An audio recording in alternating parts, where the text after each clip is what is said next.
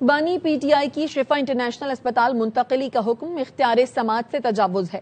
مقدمے میں فریقوں کو نوٹس کے بغیر آرڈر جاری کیا گیا۔ وفاقی حکومت نے سپریم کورٹ میں نظر ثانی درخواست دائر کر دی۔ اسلام آباد کے چیف کمشنر نے درخواست میں موقف اختیار کیا۔ سپریم کورٹ کے فیصلے میں جیل رول نظر انداز کیے گئے۔ قانون کی روح سے ہٹ کر حکم دینا ریکارڈ پر موجود نمایاں قانونی خامی ہے۔ بانی کی صحت واقعی خراب ہوئی یا نہیں؟ عدالت کو طبی ماہرین کی رائے کے بعد فیصلہ کرنا چاہیے تھا۔ درخواست میں موقف اختیار کیا گیا۔ سپریم کورٹ نے بانی پی ٹی آئی کی شفا انٹرنیشنل اسپتال منتقلی کی ہدایت کی۔ یہ حکم اختیار سماعت سے تجاوز کرتا ہے، نظر ثانی ہونی چاہیے۔ معاملہ پہلی بار سپریم کورٹ کے سامنے مقرر ہوا۔ متعلقہ فریقین کو باقاعدہ نوٹس جاری نہیں کیا گیا۔ بانی پی ٹی آئی کا طبی معائنہ پہلے بھی باقاعدگی سے ہوتا رہا ہے۔ میڈیکل بورڈ متعدد بار بانی پی ٹی آئی کا علاج کر چکا ہے۔ عدالت کو طبی ماہرین کی رائے کے بعد فیصلہ کرنا چاہیے تھا کہ صحت واقعی خراب ہوئی یا نہیں۔ تمام شہریوں کو مساوی سلوک کا حق حاصل ہے۔ سپریم کورٹ کے گزشتہ روز کے فیصلے میں جیل رولز کو نظر انداز کیا گیا۔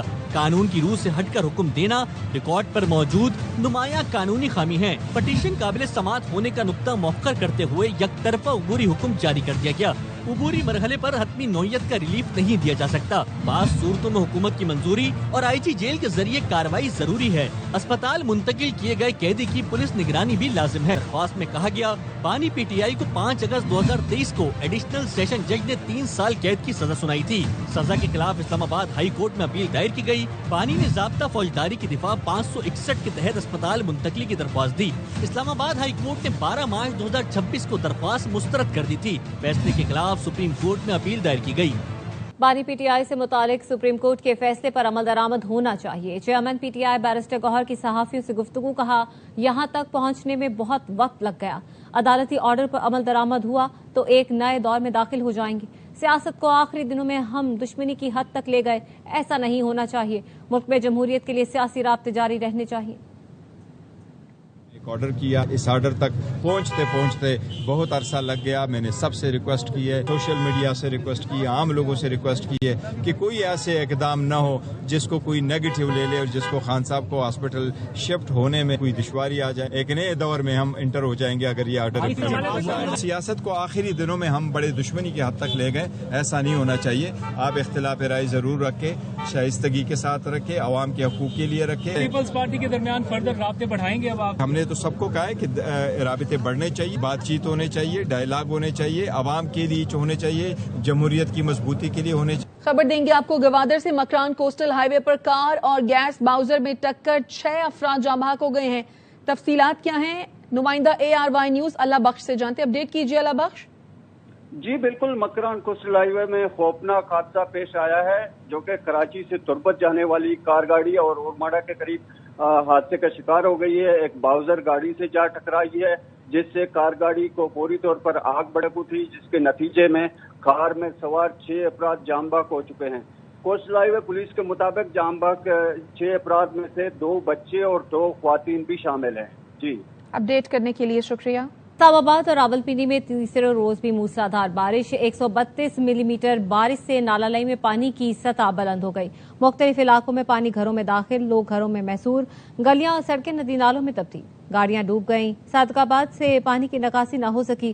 راولپنڈی سے اسلام آباد جانے والے ہائی وے پر بھی گاڑیوں کی قطاریں لگی رہیں۔ جہلم اور سرائے عالمگیر میں بھی بارش سے نشیبی علاقے زیر آب، برساتی نالوں میں طغیانی سے قریبی آبادیوں کو شدید خطرہ۔ گجرات میں پانی کے باعث حادثہ، وین ٹرک سے ٹکرا گئی، خاتون سمیت 2 افراد زخمی ہو گئے۔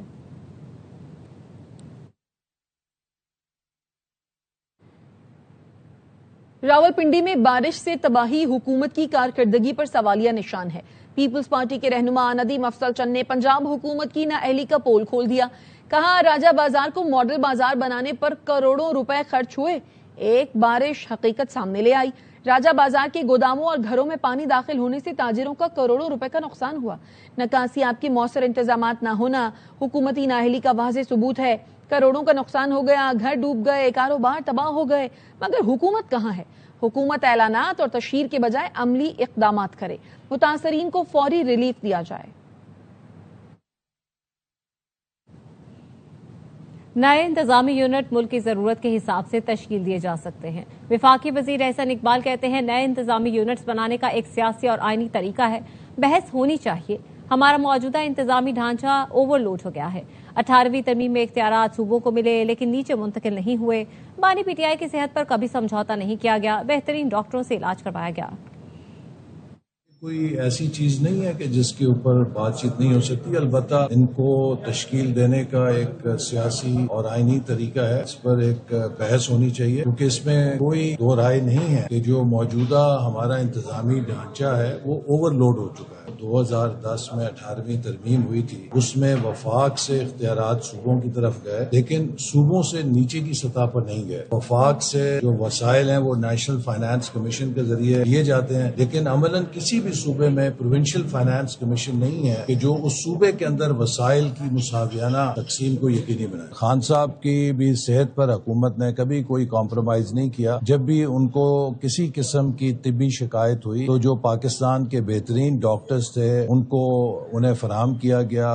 ایم کیو ایم کے سینئر رہنما اور وفاقی وزیر مصطفیٰ کمال کہتے ہیں ملک چلانے والوں کو یقین ہو گیا ہے موجودہ نظام سے ملک نہیں چلایا جا سکتا۔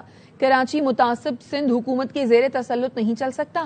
ملک بچانا ہے تو پیپلز پارٹی کی ناراضی ایک طرف رکھ کر فیصلہ کرنا ہوگا۔ ہماری پارٹی میں بے شک اختلاف ہو لیکن صوبوں کی بات پر ہم ایک ہیں۔ جہاں تبدیلی کی باتیں ہو رہی ہیں پیپلز پارٹی قیادت وہاں گلا کرے۔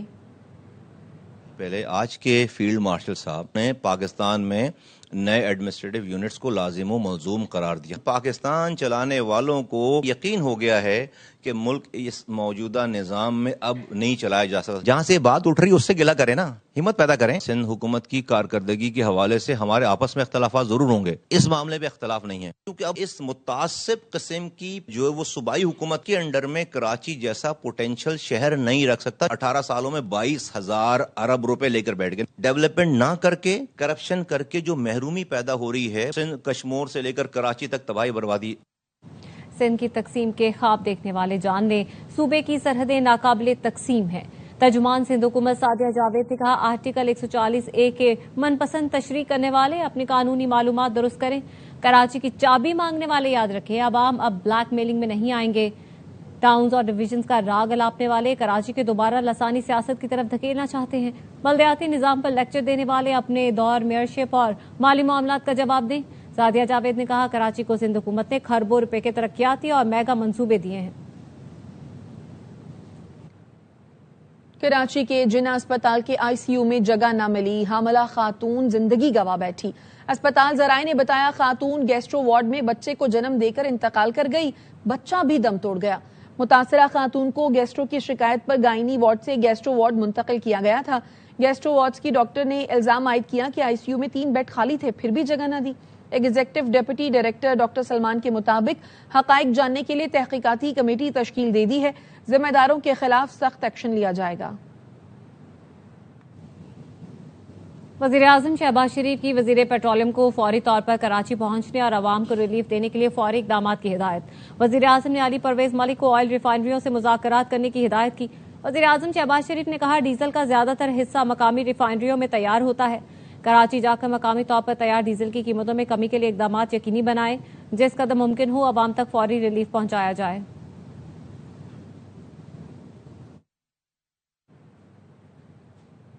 کراچی میں گورنر ہاؤس کے باہر جماعت اسلامی کا دھرنا 4 روز سے جاری ہے۔ دھرنے میں خواتین کی بڑی تعداد شریک ہیں، مزید بتائیں گے فیض اللہ۔ جماعت اسلامی کا پیٹرولیم مصنوعات کی قیمتوں میں اس خلاف دھرنا آج 4تھے روز میں داخل ہو چکا ہے اور گورنر ہاؤس کے باہر جماعت اسلامی کے کارکن دھرنا دیے بیٹھے ہیں۔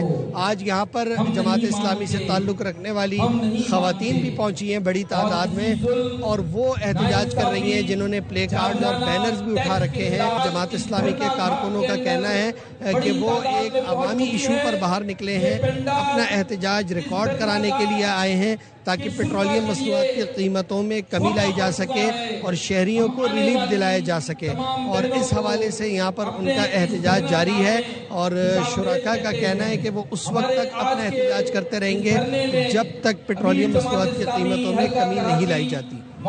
پشاور میں جماعت اسلامی کا دھرنا 4تھے روز بھی گورنر ہاؤس کے سامنے جاری ہے، جس میں کارکنان کی بڑی تعداد شریک ہے۔ مزید بتا رہے ہیں نواب شیر۔ بالکل پشاور میں گورنر ہاؤس کے سامنے جماعت اسلامی کا دھرنا چوتھے روز بھی جاری ہے، جس میں کارکنان کی بڑی تعداد شریک ہے۔ ہمارے ساتھ اس وقت جماعت اسلامی کے رہنما بھی موجود ہیں، ان سے بھی بات کرتے ہیں۔ آج ہمارے مرکزی امیر آ رہے ہیں، ملاکنڈ ڈویژن کے لوگ آ رہے ہیں۔ آج تاریخی دھرنا ہوگا، آج ریکارڈ حاضری ہوگی اور حافظ نعیم صاحب آج رات لائحہ دیں گے۔ جماعت اسلامی والی پیچھے ہٹنے والے نہیں ہیں۔ حافظ نعیم الرحمان صاحب نے کہا ہے کہ پیٹرولیم قیمت جو ہے وہ 225 روپے پہ لائیں گے اور پیٹرولیم لیوی کو ختم کرا کے انشاءاللہ تعالی دم لیں گے۔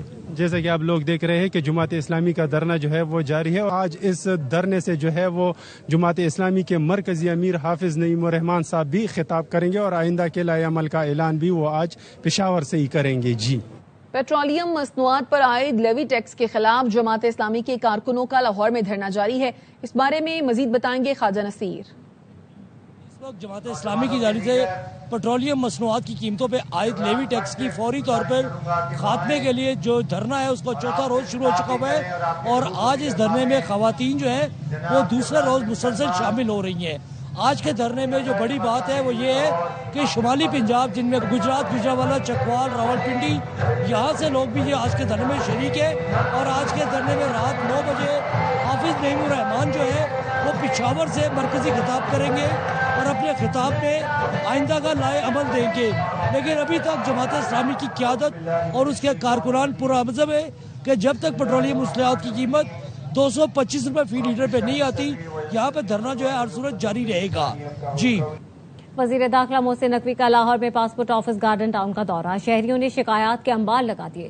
محسن نقوی کا عملے پر شدید برہمی کا اظہار، incharge passport office Shahzad Aslam کو عہدے سے ہٹانے کی ہدایت کر دی۔ ایجنٹ مافیا کی موجودگی پر deputy director anti corruption FIA Lahore کو بھی ہٹانے کا حکم دیا۔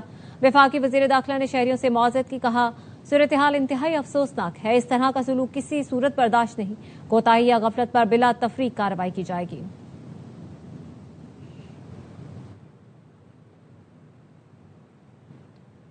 امریکی صدر نے ایران کے خلاف جنگ کا انداز بدل دیا۔ CNN کے مطابق ڈونلڈ ٹرمپ ایران کے حوالے سے مثبت پیش رفت اپنی خواہش اور دباؤ کے ذریعے حاصل کرنے کی کوشش کر رہے تھے، جس میں انہیں زیادہ کامیابی نہیں ملی۔ ٹرمپ نے حکمت عملی بدلتے ہوئے ایران سے مذاکرات روکنے کا حکم دے دیا۔ وائٹ ہاؤس اب ایران پر دباؤ بڑھا کر اس کا گھیراؤ کرنے کی حکمت عملی اپنا رہا ہے۔